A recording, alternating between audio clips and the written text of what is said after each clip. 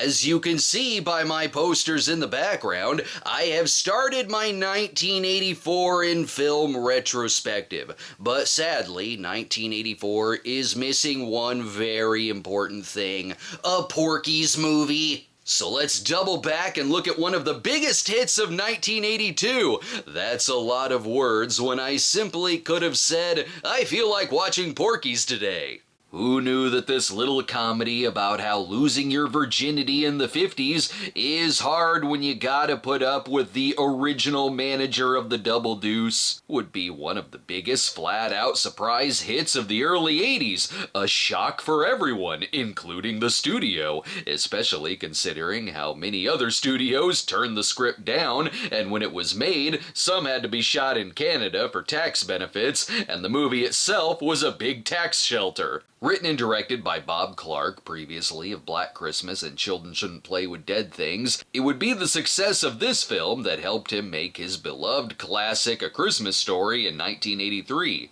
But he wasn't just simply a writer-director for hire who begrudgingly made this film.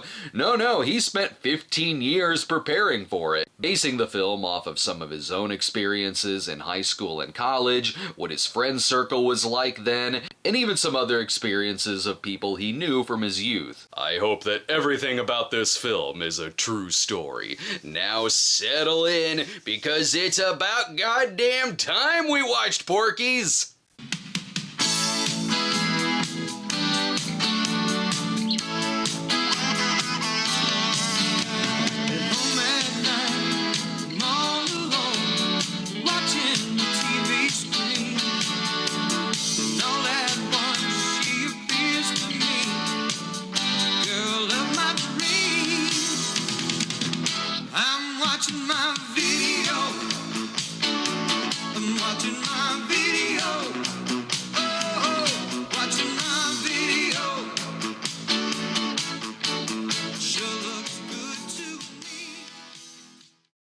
And now time for another kickin' early 80s theme.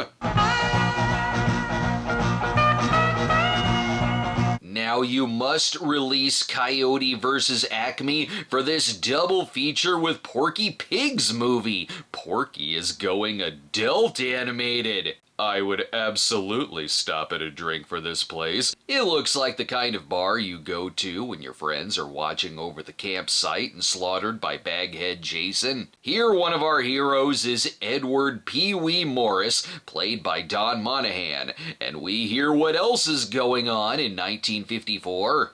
The stars are secure in the firmament, and the rent's paid for the month, so all's right with the world. Excuse me, this is 54. There is some seriously dark shit going on.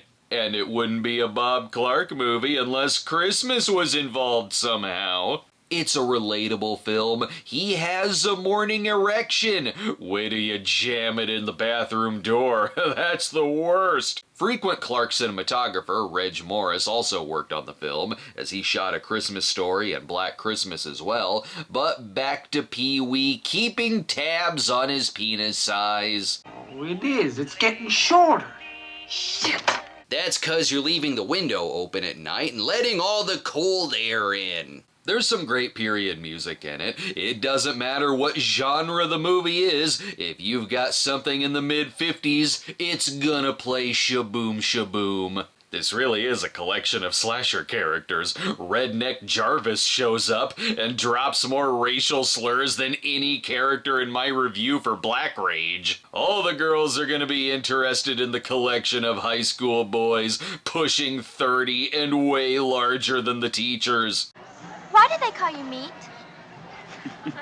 Because he wanted to impress you. That's actress Kaki Hunter. She was in Roadie with the Meatloaf, who was probably more classy than this gentleman. You really want to know? Yes.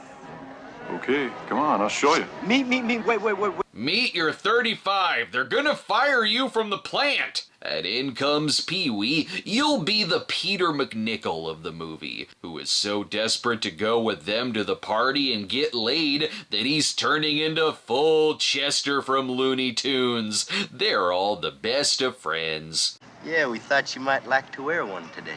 Timmy! Who doesn't love the old replace the hard-boiled egg with a raw egg trick? Well, we thought you'd like to wear one today. Pee-wee is this close to getting torched and turning into a serial killer. The real MVP of the movie, though, the best character in the thing, is Miss Ballbricker, played by the great Nancy Parsons of Motel Hell. She needs to keep order here. Listen to how the coaches talk. Oh, boy, would I like to get next to that. Coach, just throwing this out there, but macking on the girls will not help us win the state championship. There's some faces here I know, not necessarily from acting, but this was such a popcorn flick that Billy here is played by Mark Harrier, who went on to direct Popcorn. I wish either of my grandpas were still here. I'd ask them, did you really all just talk about babes 80% of the time and then use slurs the remaining 20%? I'm finding it very hard to show some of the dialogue here. However, sneaking in behind the walls to peep in the showers, timeless. Damn it, I told you we were gonna miss him. Well, it's okay, Pee-wee. Take it easy. We'll get him next time. Settle down. We'll see naked Pennywise soon enough. Now they're ready to hit the streets at night, cruising for tail and completely ignoring all of the algebra homework they were given. So they found, I don't know, I'm guessing a prostitute. Her name is Cherry Forever. Listen, you guys want to get laid? You want to have a debate? Okay, I'm ready.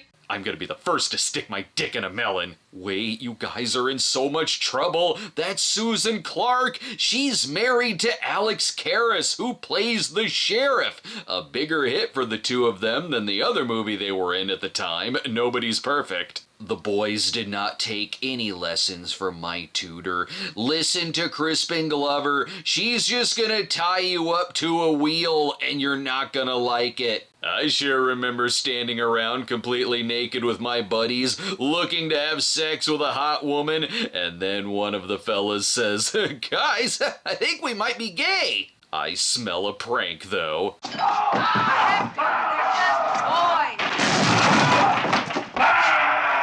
Look, we told you last time, we don't mind if you dance with our dates. Kidding, they're not actually dead. It's the cast of Hell Night that's having a rougher time. Thankfully, the cops returned Pee-wee to his rightful owners. Got something you guys lost in the Everglades. Hey, come on up here. We're about to have our midnight snack of a half-pound cheeseburger topped with cigarettes. Though it gets serious when we've got an abusive dad out of prison plotline. Like Stephen King gave the movie notes. It took me a second to realize that's supposed to be Tim's dad, because they look like brothers. But anyway, sex. Look, man, this is getting serious. I gotta get laid. I got more than a couple of weeks, I start to get jittery. Pee-wee's gonna end up on some kind of list when he's older. So they got a plan to get into Porky's establishment run by a notorious redneck. We need some words of encouragement. Well, you know my motto. Give me pussy or give me death. From the director of Baby Geniuses. Seriously, even a lot of the cast here has bit parts in that film. Guys, we're in so much trouble. We forgot our textbooks, and even the girls are making fun of us. All right, a trophy. What for? For being the biggest dickhead I ever went out with. Doesn't seem so bad. Did she just insult him by saying he has a big dick? I'm more interested in the coach's love for Kim Cattrall's Miss Honeywell. Pulling the chain, Fred. The girl is virgin. Yeah. And the Pope's Jewish. So how do I get her up there? Put a rope around her neck? Put handcuffs on her? No, don't hang Miss Honeywell from a tree. Now time to sneak into a drive-in that's showing Porkys. Wow, this is getting meta. Okay, fellas, we got our fake IDs. We're gonna polish off a whole plate of bonfire wings and get our names on the wall. No, dumbass, we're here to have sex with a cartoon pig. Anyway, seems legit. Head on in, you're clearly old enough. No, seriously, they're all clearly old enough to get in anyway. Not that it matters. They're all gonna die when they find out it's full of vampires. In 1982, we really just wanted to see any movie with girls dancing to some music.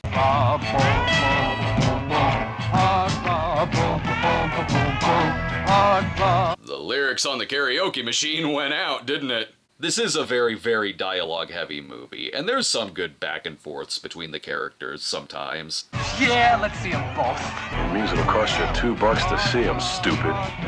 Oh, shit, I knew that. And with the audience here, that'll provide the laugh track. But now we can finally meet the title character. Don't let that oinking fool you. This continues to be a movie where the villains are stealing the whole show. Actor Chuck Mitchell, completely towering over them and saying lines with total conviction, is a real pro here. And if any of you guys get out of line with any of my girls, I personally going to kick your candied asses all the way back to Angel Beach. You hear me? I like that he's the bad guy, but is right. This bullshit is you're a pack of underage kids, and I don't want my liquor license revoked. If these boys are gonna grow up, they need to get their asses kicked by a guy like Porky. The dude would be right at home in any Burt Reynolds film of the 70s. I like that the town basically comes together to prank these poor bastards whenever they want to have sex, like dropping them in the water. Our leads really are the abrasive frat guys we always see getting their asses handed to them in every redneck action movie. It's totally understandable that the sheriff is messing with them too. Well, I don't know much about the laws in Seward County, but we got laws here about driving with busted headlights. I don't have a busted headlight. Don't have busted headlights. Ooh, they've gotten on Chief Wiggum's bad side. That's nothing the number 4 combo can't solve. 20 hot dogs and a glass of sugar water with brown food coloring. They have more important things to concentrate on now, getting revenge on Porky, despite Porky hardly being the only one in the movie who has humiliated them. And even that's one of the many subplots, which is funny considering the movie is named after the bar. I'm still more interested in Miss Ballbrigger keeping order in the gym, and how Miss Honeywell is maybe a virgin, and there's a mystery as to why she's called Lassie. You, on the other hand, are gonna be dead if you don't tell me why they call her Lassie. It's because anyone who tries sleeping with her gets stuck in a well and dies. Let's take a break. They're a long way from winning the big game. One of them gets thrown out on account of graduating a decade ago. Get him to BSU! We've got another convention coming up. Come see us April 26th through the 28th at C2E2 in Chicago, where we'll have more prints, movies, exclusive episodes, and copies of my book, Class of '86. Get your tickets today at c2e2.com and hope to see you there. We're back. Let's see what trouble they're getting into now. Anybody want to go fly a kite with me tonight?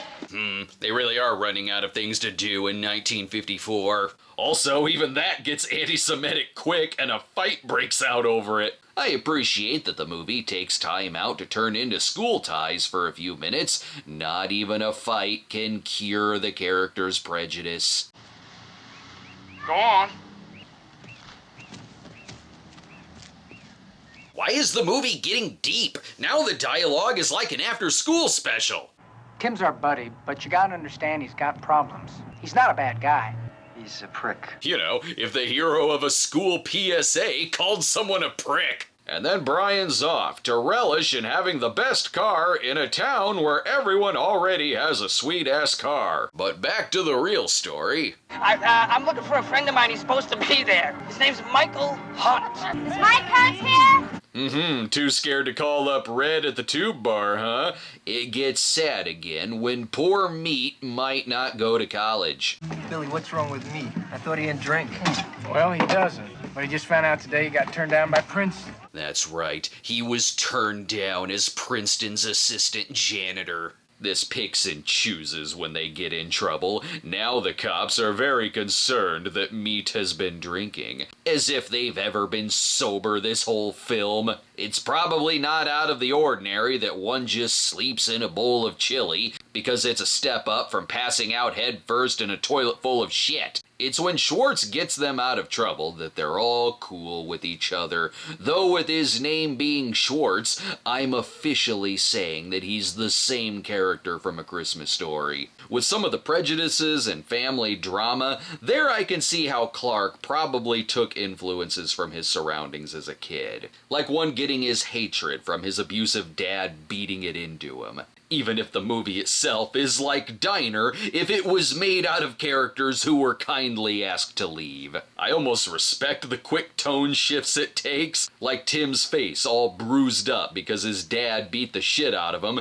and one wanting to tell the coach about it. But anyway, let's bang on the steps before Ballbreaker catches us. You're a disgrace. Yeah? Well, it sure beats stomping and waddling around like a frigid hippopotamus. Kim Cattrall also has good delivery in this. I wish she was in it more, although when her name was used in a lot of advertising and then the movie took off, she was worried it was gonna hurt her career. But come on, we all remember this beloved character who finds locker room clothes sexy? Sounds like someone Samantha would dump. The boys' locker room always turn me on. Yeah. Yeah? You're lucky you're extremely hot. If I did something like this, the sheriff would give me a good talking to. Turns out she's called Lassie because, yes, she howls during sex. Again, I hope this is accurate to Bob Clark's school experience, class being interrupted by wolf howling sex, where everyone finds it hilarious.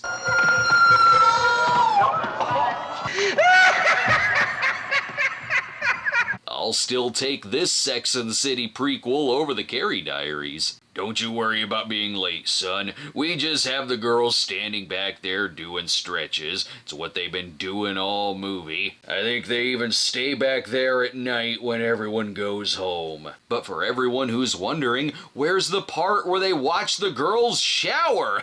Here you go, the most famous scene, and it's very randomly in the movie, and could have been placed anywhere, honestly. Pee-wee may be mad the fat girl is blocking him, but he's better off than Meat, who got an icicle shoved in his eye by a showering John McClane. I really do respect that you can categorize this movie as influential. It's like if Animal House was Halloween, both critically acclaimed and inspired a lot of its kind after, this is Friday the 13th, not critically acclaimed, but did inspire a hell of a lot after. This spent 8 weeks at #1, topped only by E.T. It spent decades as the top-grossing Canadian movie. Hell, I love that there's a novelization and an Atari game, and all for a movie where he sticks his dick through the shower hole and it's pulled out like Stretch Armstrong. Even this was more graphic when it was shot.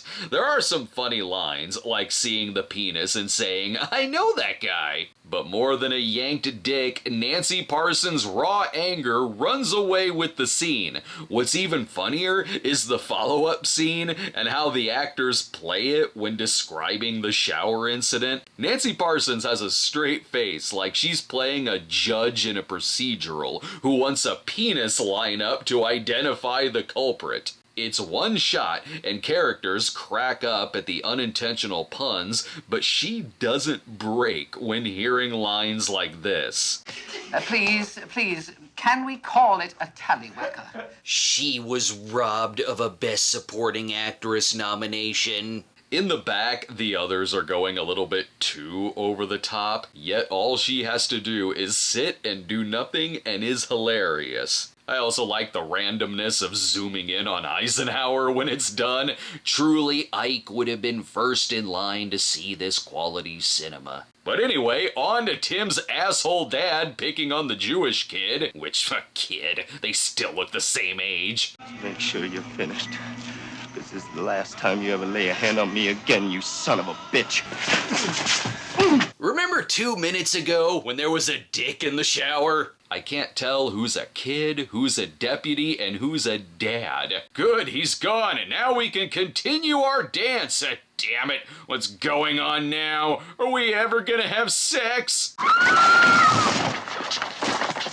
Look, this guy had to get his ass kicked by Porky's sheriff brother. We had to get the bar back into it somehow. Even the coach wants in on the action. As much as the raunchiness gets compared to Animal House, and this being the Eric Stratton got beaten up moment, you can see American Graffiti influence in it too, with the more serious bits and stuff like stopping the cop car. However, this one straight up points out the questionable ages. And don't call me Coach anymore. Call me Roy. Only 23, for Christ's sake. You look much older. That had to be self-aware. Let's take a break. We'll pick up dynamite to decorate Porky's walls with the organs of its customers. No meat, too dark! If you thought the night before was funny, wait till you see Porky's 2 the next day. Okay, I'm ready. Hey, deal with Porky's 2 the next day. Well, actually, we had something slightly different in mind. Tuesday on HBO. We're back, people. Porky's never gonna know what hit him, as in chainsaw to the face. That'll teach you to ID us at the door. What in the world are you doing? Boys, are you unaware of the title for the third movie? It's called Porky's Revenge. He's gonna be really mad at you. What is this, a Western now?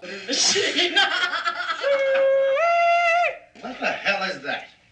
I want to see Porky. Porky is gonna shoot you all. What are you doing? Look at him! He'll throw a bullet into the air and hit it with that bar with enough force as if it came from the gun. I'd say they're even now. They pulled off the door and Porky landed in the water. Okay, fellas, let's call a truce. Oops, never mind. One truck is destroying the entire property. What's gonna become of our heroes? I don't know why, just something about this seems a little bit illegal. You're all gonna spend the night in county lockup, and Porky is going in for questioning too. The regulation here was terrible. How did he build this property that was fragile enough to be destroyed by one vehicle? Hell, I forgot what he even did to piss them off so much. I'm on his side. These kids are dangerous.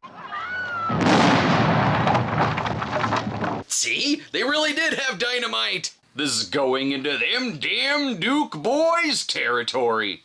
Hit that big whistle! Come on, Billy, let's go! And now it's shot like the climax of Escape from New York if the Duke was driving a pigmobile. The law says if the whole town is on your side for some reason, anything bad you've done is immediately exonerated. Though this seems like a drinking town, I'd think that a lot of them would be angry they destroyed the most popular bar. And now it's Porky and the sheriff that are in trouble with the law. That'll hold up in court.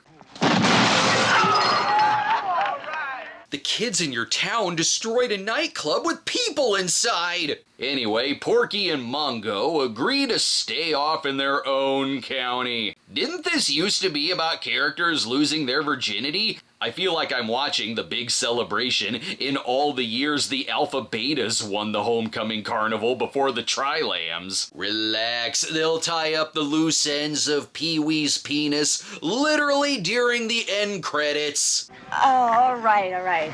just don't tell me. We won't tell anybody. See? Pee-wee gets laid. It's a happy ending, I guess.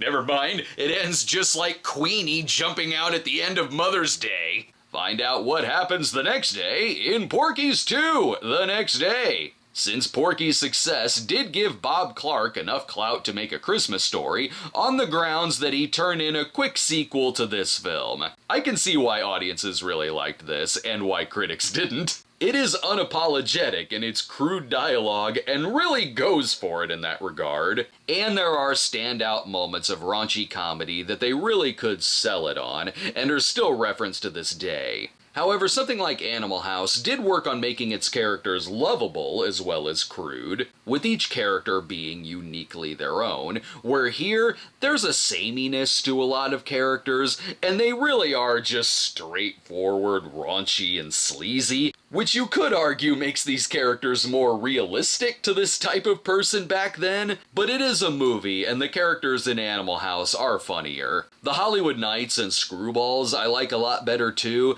and stuff like American Graffiti and Animal House all balanced their tones, plots, and ensemble characters better, but there's enough funny parts to make it an entertaining time capsule. And given the influence it had after and the shock of it dominating the box office so hard, it's got my respect. As growing up, there was rarely anything I loved more than renting raunchy comedies with my friends. Thanks so much for watching, everyone, and if it's the 60s you're interested in, check out my supersized episode on 1962 in film, and we'll see you next time. Gee, I've never seen anybody drown in a bowl of chili before.